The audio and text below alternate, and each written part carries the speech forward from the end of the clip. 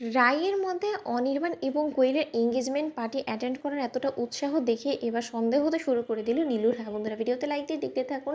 রায়ের মা বলতে থাকে যে যাচ্ছিস তাহলে তৈরি হয়ে, নিজে মনস্থির করেই ফেলেছিস, তুই এতটা নির্লজ্জ বেহায়া কবে থেকে হয়ে গেলি? রায় বলতো আমার ভালো লাগছে না, তুই কী সব করার চেষ্টা করছিস, আমার কিছু ভালো লাগছে না। যেখানে কিনা তোর এবং অনির্বাণের ডিভোর্স হয়ে গেছে সেখানে তো একে অপরের মুখ দেখাটাই তোদের উচিত নয়। সেখানে কিনা তুই তোর এক্স হাজব্যান্ডের সেই এঙ্গেজমেন্ট পার্টিতে যাচ্ছিস, তাও আবার ওর নিমন্ত্রণ রক্ষা করার খাতিরে। তোর লজ্জা করছে না? তখন এই কথা বলা মাত্র নীলু বলতে থাকে সত্যি তো দিদিভাই, আমার কেন জানি না তোকে দেখে বড্ড বেশি সন্দেহ হচ্ছে, তোর কি অন্য কোনো উদ্দেশ্য আছে না কি রে?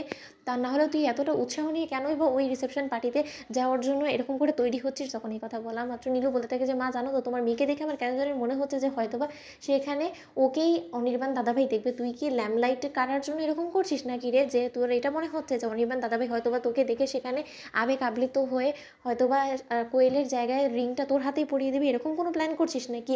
না তোর তো আবার অভ্যেস আছে, এই সে যেমন দেখলি তোর বিয়ের দিন তুই আমাকে তোর জায়গায় বিয়ের পিড়িতে বসিয়ে দিলি সূর্যের সাথে, সেরকম কোনো কিছু প্ল্যান আছে নাকি?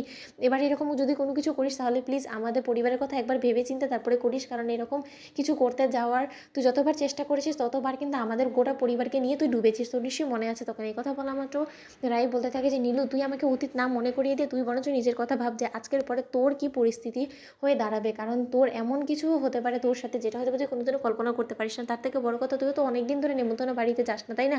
তাহলে বরঞ্চ এক কাজ কর মা, চলো না আমরা সকলে মিলে ও বাড়িতে যাই, একটা বেশ চমক দেখতে পাবো।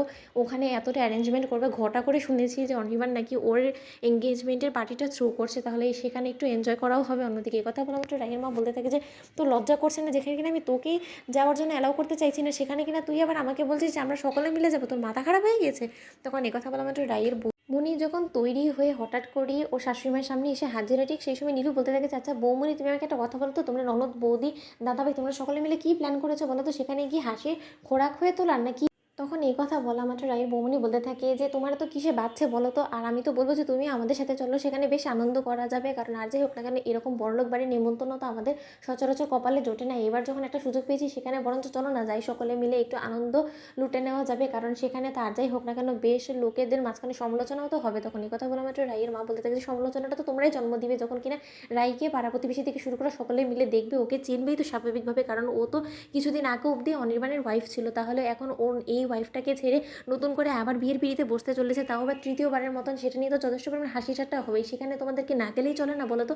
তখন রায়ের দাদাভাই বলতে থাকে যে না মা, আজকের এই সুযোগটা কোনো মতেই মিস করা যাবে না, আর নীলু তুই কোনো মতেই আজকের বিষয়টা এড়িয়ে যাওয়ার চেষ্টা করবি না। তাই অ্যান্ড দ্যাটস ফাইনাল, যে তুই আমাদের সাথে যাচ্ছিস, তুই তাড়াহুড়া করে তৈরি হয়ে আয়, যা, তোকে কোনো মতে আমরা রেখে এখান থেকে যাবো না। তখন নীলু বলতে থাকে যে কী ব্যাপার, এতটা আমাকে ফোর্স করছে কেন, কিছুই তো বুঝতে পারছি না। তখন তো ভিডিওটি ভালো লেগে লাইক কমেন্ট শেয়ার করে সাবস্ক্রাইব করতে বলো না।